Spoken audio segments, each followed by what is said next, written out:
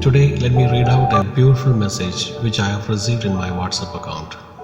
The title of this write-up is Our Journey is Short. An elderly woman got on a bus and sat down. At the next stop, a strong, grumpy young lady climbed up and sat down beside the old woman. At the next stop, a strong, grumpy young lady climbed up and sat down beside the old woman, hitting her with her numerous bags.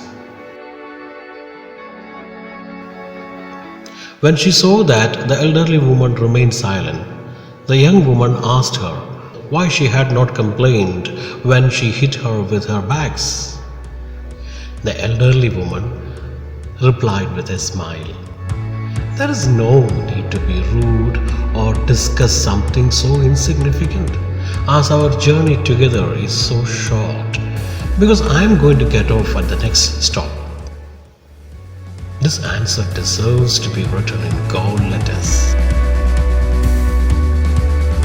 Each of us must understand that our time in this world is so short, that darkening it with useless arguments, jealousy, not forgiving others, discontentment, and bad attitudes are a ridiculous waste of time and energy.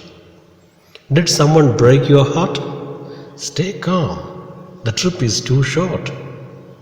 Did someone betray, intimidate, cheat, or humiliate you?